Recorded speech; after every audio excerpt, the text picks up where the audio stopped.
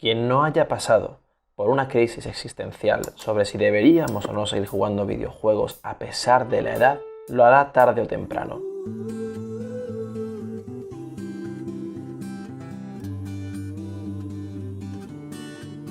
Yo mismo a día de hoy, y a pesar de que sigo jugando, sufro momentos en los que quiero apagar la consola, soltar el mando e intentar ser un hombre de provecho, como quien dice.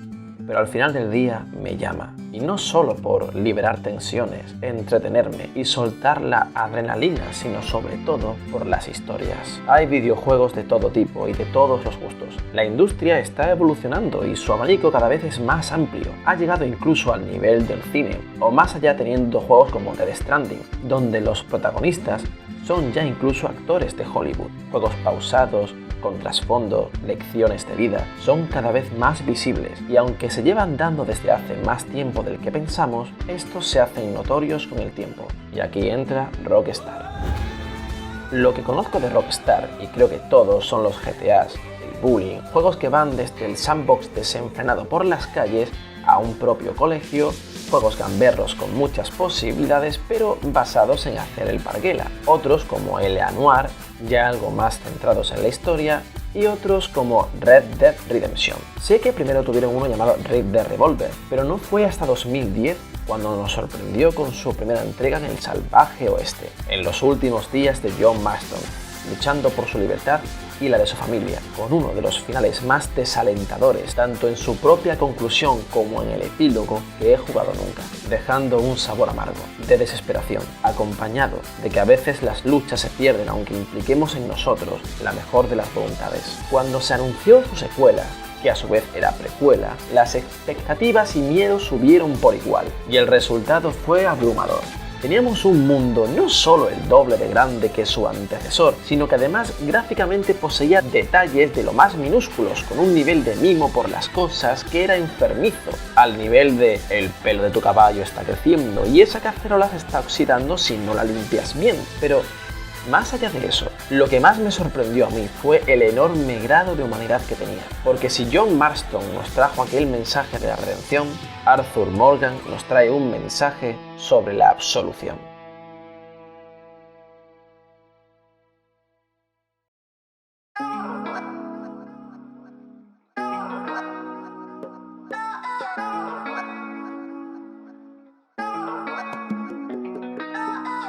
Año 1899, Estados Unidos, llegando la era de la civilización, la revolución industrial y junto a ello, el ocaso de los bandidos, prófugos de la justicia cuyo modo de vida es ese. Y así llegamos a la banda de Dutch, que deambulan de un lado para otro buscando la libertad, un lugar en el mundo y la promesa de vivir en paz para siempre tras una serie de negocios. Palabras necias de un líder que engaña a sus más fieles.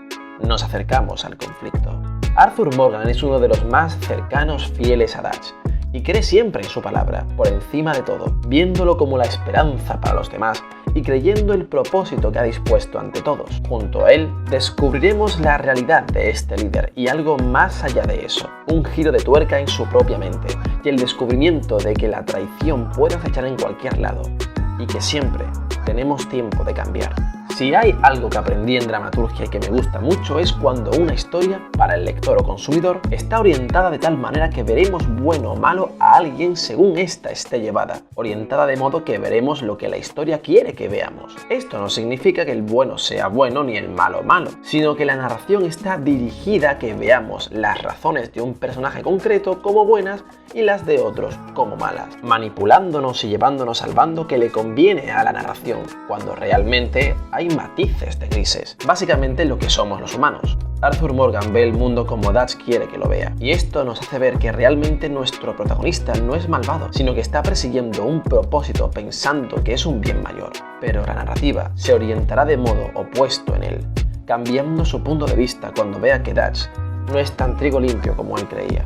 Me gusta ver cómo Arthur pasa por la fase de ser fiel a resistirse a dejar de creer, cuando ve que Dutch no hace lo correcto y manipula a todos para su beneficio. Durante una parte del juego vemos que no está ni de un bando ni del otro. Sabe que no está haciendo las cosas correctamente, pero aún así sigue creyendo en el líder porque cree que a la larga será beneficioso. Pero podemos ver cómo la tensión se vuelve cada vez más palpable en la banda. Se crean facciones, personas que se dan cuenta del egoísmo de Dutch y que quieren liberarse de él. Él, que es la auténtica cadena y ausencia de libertad de los demás. Y por otro lado, tenemos al bando contrario, los que le siguen ciegamente a pesar de todo. Arthur Morgan dirá no a muchas cosas aunque le pese por su líder y por su banda, como el renunciar al amor de su vida, la cual hace años andaba con él, pero decidió alejarse de ese mundo porque la estaba consumiendo, y que ahora consume Arthur, alguien que es incapaz de despegarse del mundo forajido porque siempre ha pertenecido a él y no conoce otra vida, pero se da cuenta, viendo que nada es lo que parece, que la narrativa le ha manipulado, que le ha hecho ver solo un punto de vista creyendo que iba por el buen camino, que la absolución es posible, que no tiene por qué estar encadenado a esa vida y que siempre se puede ser mejor y evolucionar, sacar lo mejor de nosotros mismos y mirar al futuro con otra perspectiva. Es un mensaje tremendamente profundo y humano que le llevará a un nuevo propósito: romper la cadena, ver a su líder como enemigo, quitarse la venda de los ojos e incluso llegar a arriesgar su propia vida para que los demás vivan.